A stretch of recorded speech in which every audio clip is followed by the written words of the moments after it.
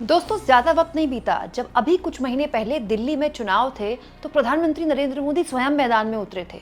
उन्होंने अपनी party BJP के लिए प्रचार किया, उनका प्रचार रंग लाया और बीजेपी ने आखिरकार अपने दशकों पुराने ख्वाब को पूरा किया और दिल्ली में सरकार बनाई। लेकिन अजीब बात देखिए दोस्तों, अब तो बीजेपी में न जाने कितने दिल्ली में बीजेपी के इंजन दौड़ रहे हैं, 3 या 4 इंजन। लेकिन बीजेपी के रहते हुए, केंद्रीय गृहमंत्री के रहते हुए, उनकी पुलिस के नाक के नीचे एक सांसद के साथ छीना झपटी होती है, चेन स्नैचिंग होती है, उनकी चेन छीनी जाती है और तो और उनके कपड़े तक फाड़े जाते हैं। और इसके लिए सांसद जो कहानी बताती हैं वो डराने वाली है। आज सुबह मैंने आपको एक खबर दिखाई दोस्तों, ये कांग्रेस की सांसद हैं आर सुधा। दोस्तों, आर सुधा न केवल सांसद हैं बल्कि पूर्व में तमिलनाडु में अध्यक्ष रह चुकी हैं कांग्रेस की, और खुद एक एडवोकेट हैं, एक वकील हैं। उनके साथ आज सुबह जानते हैं किस इलाके में छीना झपटी हुई है? लुटियन जोन में, वो जो पोलैंड के एम्बेसी वाला इलाका है, इनफैक्ट वो जो लाइन है जहाँ पर सारी अलग अलग देशों के एम्बेसीज हैं, वहाँ पर इनके साथ छीना झपटी हुई तब जब वो मॉर्निंग वॉक कर रही थी। और आर सुधा का ये आरोप है कि न केवल उनके साथ छीना झपटी हुई बल्कि जब ये हो गया कांड तो ये कांड को अंजाम देकर चेन स्नैचर बड़े आराम से स्कूटी से निकल रहे थे, क्योंकि उनको कोई डर नहीं था, कोई भय नहीं था कि उनको कोई पकड़ सकता है।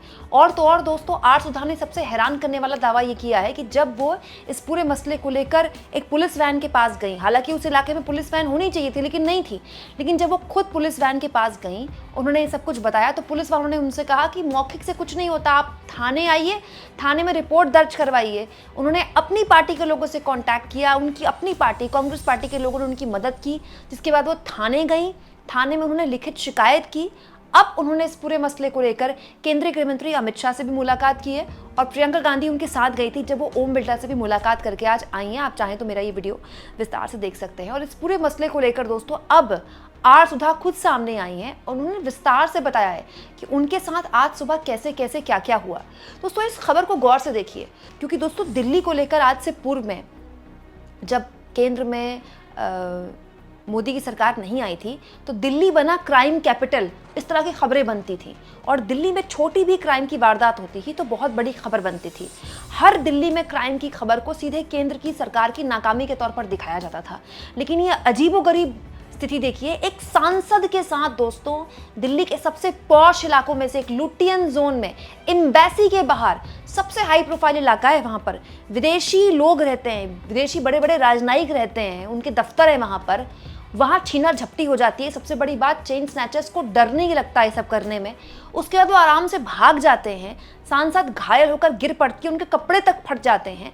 और ये सब करने के लिए सांसद को खुद जाकर थाने में शिकायत दर्ज करवानी पड़ती है। और वो गुहार लगा रही है कहते हुए कि ये उस दिल्ली में हो रहा है जहाँ भी कुछ महीने पहले मोदी जी ने अपने नाम पर वोट मांगे हैं। हैरानी देखिए दोस्तों कि एक महिला के साथ ये सब कुछ हुआ है और दिल्ली में इस वक्त एक महिला मुख्यमंत्री हैं। रेखा गुप्ता ने इस पूरे मसले पर क्या कहा है? क्या उनकी जिम्मेदारी नहीं बनती कि वो केंद्र में अपनी अमित शाह की पुलिस को डांटे, उनसे कम से कम सवाल पूछें? दोस्तों, शीला दीक्षित मुझे याद है दिल्ली की मुख्यमंत्री इतने लंबे टाइम तक रही, बहुत सफल मुख्यमंत्री रही वो, और उस वक्त केंद्र में मनमोहन सिंह की सरकार थी। लेकिन जब भी दिल्ली में कोई बड़ी घटना होती थी क्राइम की तो शीला दीक्षित अपनी ही सरकार की पुलिस को कोस दिया करती थी, तब जबकि उनको पता था कि केंद्र में उन्हीं की पार्टी की सरकार है। तो रेखा गुप्ता को कौन कर रहा है ऐसा रोकने के लिए? अब सुनिए दोस्तों, आर सुधा ने इस पूरे मसले पर खुद पूरी कहानी कैसे बताई। What exactly happened today? Today morning at about 6 o'clock, as usual, I went for walking along with my Rajya Sabha MP from Tamil Nadu, women MP. We both are walking nearby this embassy area. Opposite side, one person came with wearing helmet with a scooty. He came opposite to us. We are walking very cautiously near to platform. When he proceeded on towards on us, then I tried to give space to him to move. When he came near to us, he suddenly snatched my chain and tore my clothes. He snatched everything. Before I realized my clothes were torn, then I rescued the clothes. He taken my chain and he left. He's going very slowly. He's not even react very. He's going very slowly. He's thinking very proudly. He's going, and everybody is watching. I'm shouting. He snatched my chain. Please come and help me! Help me! Nobody on the road. No, so many people are walking. Nobody come near to me because everybody got afraid. Everybody is watching like a movie on road. Two women are shouting, and they're raising the voice. Please come and help us. Nobody comes. Then that guy left. Then after that, I proceed to government guest house. On the way, within 2 minutes, I saw the one patrol vehicle where 2 police officers there. Then I introduced, I'm MP. The incident happened just now.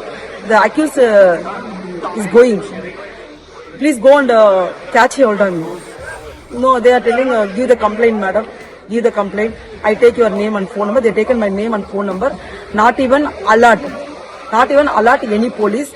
Not even given any incident through the patrol vehicle. There is no announcement. There is no give any caution to anybody. He's simply telling any police, any state, they will alert other police, the traffic police, to catch hold of the accused. Here, this police taken very simply. Okay, I take your number. I take your come to the Chanakapuri police station, give and complaint. I have no alternative. I went given complaint to Chanakapuri police station, as well as I mailed to our Honorable Home Minister and our Honorable Speaker to take action against this incident. I hope they will take an action. But my shock is, I walked through the nearby. This incident happened nearby Czech Republic and as well as the Poland Republic area only. It's a highly secured area. There is no safety for women, and where safety women will get in this country. There 200% there is no safety in this country. There is a security for women. Nothing. Double engine. Government is failure on this women's safety and security. Women chief minister is ruling in this union territory. There is a safety for women. No police. Police is very lethargic, and police is lethargic. The thieves also, once he snatches its chain, he is going very lethargically. He knows that nobody come and if any, I'm shouting, I'm help from others. If any men go and run away, he can capture the person. But everybody afraid to go nearby that accused. Will you also raise this issue in the house? After the 2 o'clock. दोस्तों, इसके अलावा महिला कांग्रेस की अध्यक्ष अलका शर्मा ने भी इस पूरे मसले को लेकर खुलकर अपनी बात बोली और अमित शाह पर तीखी टिप्पणी की।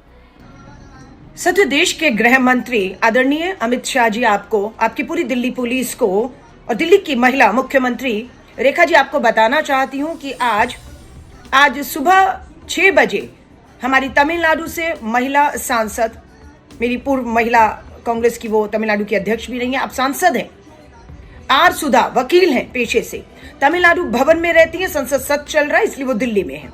सुबह 6 बजे घर से निकलती हैं और उनके साथ बाइक में आए 2 लोग चेन स्नैचिंग करके भाग जाते हैं। ये वीवीआईपी इलाका है, ये चाणक्यपुरी इलाका है जहां पर एम्बेसीज हैं, जहां संसद भवन के चलते हुए इतनी पुख्ता जो है सुरक्षा का दावा किया जाता है, सीसीटीवी कैमरे हैं जिनका डर ही नहीं है, पुलिस चप्पे चप्पे पे जिसका डर ही नहीं है, और एक महिला सांसद की भारत की राजधानी दिल्ली में सरेआम बेखौफ चेन खींच ली जाती है और उनकी जान को भी खतरा होता है क्योंकि वो चेन बुरी तरह खींची गई ताकि, और उसमें उनको वो घायल भी हो सकती थी गंभीर रूप से। लेकिन अभी मेरी उनसे बात नहीं हो पा रही है, वो थाने में हैं, लेकिन ये अति गंभीर मामला है और मुझे लगता है कि संसद के सत्र में आज एक महिला सांसद के साथ हुई इस घटना पर चर्चा होनी चाहिए, क्योंकि ये एक महिला या किसी एक महिला सांसद की बात नहीं है, ये भारत की राजधानी दिल्ली में महिलाएं कितनी असुरक्षित हैं, वो महिला चाहे कोई भी हो, ये एक बहुत बड़ा मुद्दा होना चाहिए और इस पे बात होकर जवाबदेही भी आपकी तय होनी चाहिए। जो दावे करते हैं कि राजधानी दिल्ली या देश महिलाओं के लिए सुरक्षित है, एक बार फिर देश के गृह मंत्री, आपकी डबल इंजन की सरकार फेल हो गई एक महिला को सुरक्षा देने में और खौफ डर पैदा करने में, अपराधियों में फेल हुए हैं आप, फेल हुई आपकी व्यवस्था और सिस्टम।